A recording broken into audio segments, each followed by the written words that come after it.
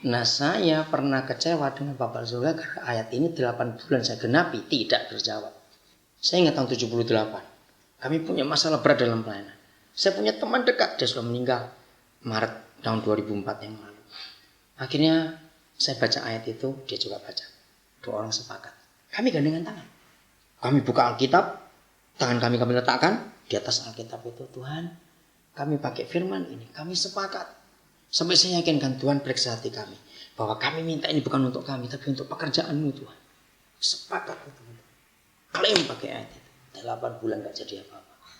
Saya buka ayat itu, saya tunjuk Tuhan baca sendiri. Katanya 2 orang sepakat. Kenapa di dunia? Saudara, saya gak pernah ketemu ayat yang sehebat ayat itu di Alkitab. Bayangkan, minta berapa? Apapun juga. Saudara percaya itu firman Tuhan? Betul. Oke, saya lanjutkan. Kalau saudara percaya firman Tuhan, pertanyaannya, percaya bisa digenapi? Kalau saudara ragu, jawab ya atau tidak? Jawabannya tidak. Jawabannya tidak. Kalau digenapi betul-betul, berarti hidup ini gak pernah punya masalah. Loh, iya atau tidak? Minta apapun juga. Loh, ya atau tidak? Cepat jawab. Ayo, kalau firman itu digenapi, berarti 2 orang itu hidup gak akan pernah punya masalah. Minta apapun juga. Tapi kenyataan. Akhirnya Papa bilang begini, Daniel, kamu gak boleh lihat 2 orangnya. Loh, firmannya 2 orang kok saya bilang begitu. Tunggu, kamu teliti kata sepakatnya. Nah, di situ saya baru terbuka. Teman saya ngerti bahasa Ibrani, bahasa Yunani, saya tanya, coba kamu bongkarkan buat saya. Kata sepakat ini apa? Ternyata dalam bahasa koneksi, saya lebih cepat aja. Soalnya itulah kata covenant, yang akarnya sama di perjanjian lama. Kalau ini covenant, itu hanya untuk suami istri. Nah, saya salah. Ini teman laki saya namanya Andreas. Saya buat sepakat, nggak cocok. Ternyata hanya untuk suami istri. Ya ampun. Nah, sejak hari itu saya ngerti rahasia ini. Pantas. Saudara perhatikan, lembaga yang paling suka ribut itu suami istri. Arisan lebih aman daripada suami istri. Jawab ya atau tidak? Mengapa setan mengacaukan pernikahan? Sebab setan lebih teliti baca Alkitab daripada kita. Jadi ayat-ayat vital dia ambil dulu. Ini salah satu contoh. Begitu suami istri sepakat, minta apapun juga. Aduh, ini dasar. Maka seharusnya pernikahan itu satu-satunya lembaga yang tidak pernah punya masalah. Tapi kenyataannya pernikahan lembaga paling ribut di dunia ini. Di mana kekuatan ayat ini? Karena kita enggak sepakat. Ayo jujur, perkara kecil bisa ribut kita ini berdua. Kancing aja bisa ribut. Sandal bisa ribut. Ya, apa saja. Begitu enggak ada kesepakatan, kita bukan 2 orang sepakat lagi.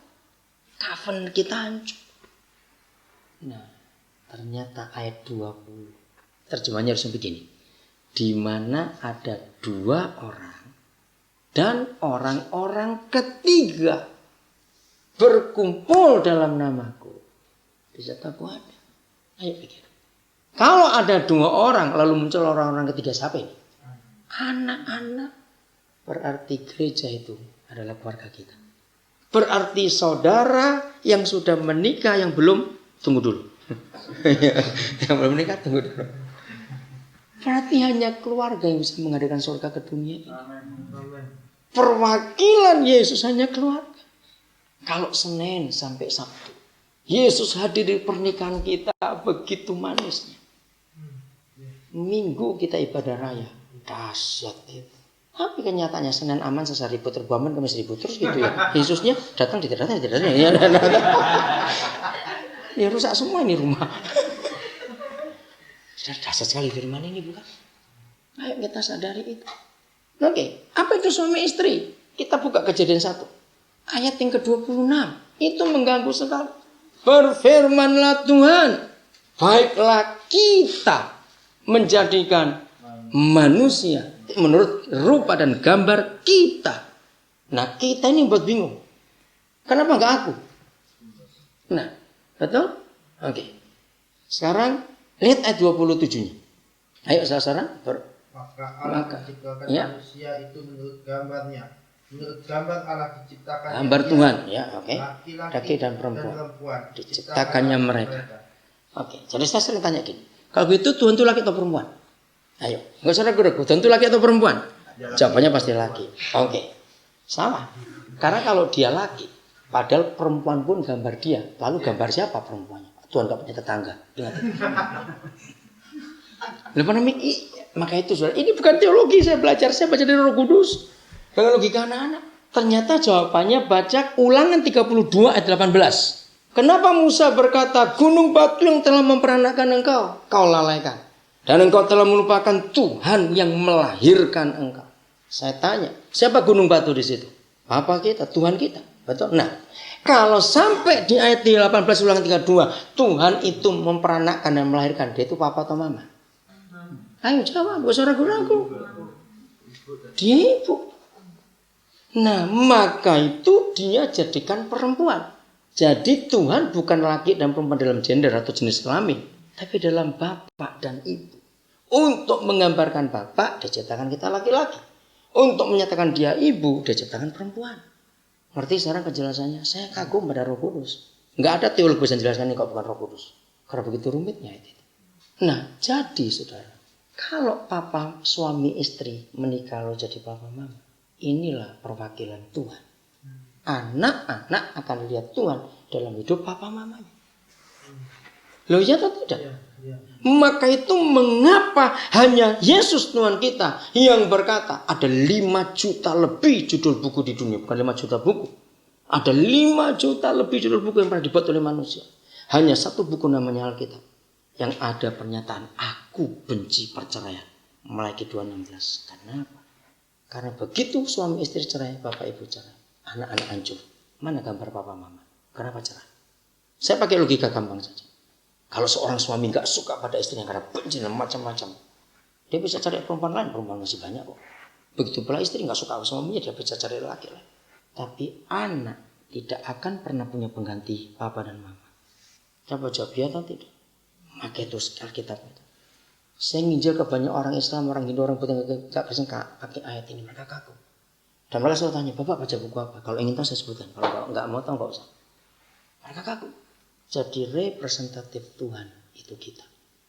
Keluarga-keluarga ini. Papa, mama, baiklah kita. Maka itu di rumah kita lah Tuhan itu hadir. Sungguh, maka kita jaga. Begitu kita nggak sehati, aduh celaka. Celaka. Pengkhotbah 4 ayat yang ke-11. Saya tuh nggak pernah khotbah ayat ini berpuluh-puluh tahun. Sampai suatu hari ketika bicara soal keluarga, dia baru menunjukkan itu. Pengkhotbah pasal 4 ayat yang ke-11. Ini bicara soal suami istri. Dari ayat 9 sebetulnya, 9, 10, 11, 12. Tapi 11-nya aja, perhatikan. Kalau orang tidur berdua, mereka menjadi panas. Tapi bagaimana seorang saja dapat menjadi panas? Saya bilang, ini ayat apaan Tuhan? Ya, betul nggak? Buat saya ngaku, ini ayat ini cabul, betul. Ya, karena memang dari ayat 9 bicara suami istri. Berdua lebih baik. Ya, ayat 12 berkata, tali 3 lembar. Itu semuanya bisa suami istri. Sampai bulan Maret 95, saya dapat rahasia ayat ini. Saudara, ketika bulan itu begitu banyak keluarga yang anak-anaknya bermasalah, sakit dan macam-macam. Kami nggak punya anak, tapi kami ikut prihatin. Kenapa ini anak jadi begitu? Satu ayat ini yang muncul, istri saya yang dapat. Ya, ayat itu lagi saya bilang begitu. Apa hubungannya? Ringkas saja. Kita semua bukan orang teknik, tapi semua kita ngerti. Yang namanya power, yang namanya energi, itu pasti bentuknya apa hasilnya? Panas. Berarti kalau ada kata panas di sini, itu power, itu tenaga, itu kekuatan, itu kuasa. Siapa 2 orang tidur bisa panas? Itulah suami istri. Kalau suami istri tidur sehati, ya, maka panas surgawi akan keluar dari rumah tangga itu. Dan panas itu menjadi benteng untuk keluarganya. Setan akan sulit menembusi, anak-anak akan aman. Ini rasa. Terus saya gabungkan lagi dari Ibrani 13 ayat 4. Saudara, satu-satunya Tuhan di dunia yang ngurus tempat tidur pernikahan kita cuma Tuhan Yesus. Baca itu, kejar Ibrani 13 ayat 4. Hendaklah kamu semua penuh hormat terhadap perkawinan. Dan jangan kau cemarkan tempat tidurmu suami istri. Ibrani 13 ayat 4. Sebab orang-orang sundal pejina akan dihakimi Tuhan.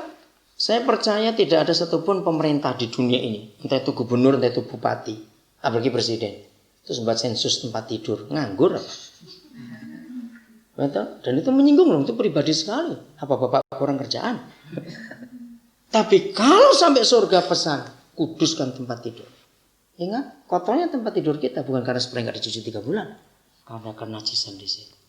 Dan dalam terminologi perjanjian lama kita menemukan semua tempat yang dia hadir, dia pasti pesan apa? Kuduskan tempat ini. Maka kesimpulannya, kalau Bapa di surga minta kita semua hormati, penuh hormat terhadap perkawinan, dan jangan kotorkan tempat tidur, berarti dia hadir di situ. Pertanyaannya, apa surga kurang ramai sehingga kau pilih tempat tidur kami, Tuhan? Jawabannya, kalau aku hadir, itu tahtaku, saya kaget. Juli 87 saya dapat rahasia. Jadi gabung-gabung semua jadi pasal yang luar biasa. Ternyata representatif surga, keluarga, dan takhta Yesus itu tempat tidur kita. Kenapa harus tempat tidur? Jawabannya, ayo kita sudah menikah pasti tahu. Kalau kita lagi gak enak satu dengan yang lain. Kalau enggak satu pura-pura tidur dulu, atau satu tidur di kamar lain. Lihat aja gak percaya. Ya atau tidak? Kalau rumah kita kecil ya sudah, satu ngadep selatan, satu ngadep utara, cuma ketemu pantatnya saja. Kita nggak mau damai di situ. Kita nggak mau damai di situ. Maka itu dia nggak hadir. Jadi tempat tidur itu dia hadir, dia bertakhta. Bukankah kita yang sudah menikah, tempat tidur itu meja konferensi buat kita. Suami istri paling enak kalau cerita di tempat tidur, ngomong-ngomong, semua bisa terbuka.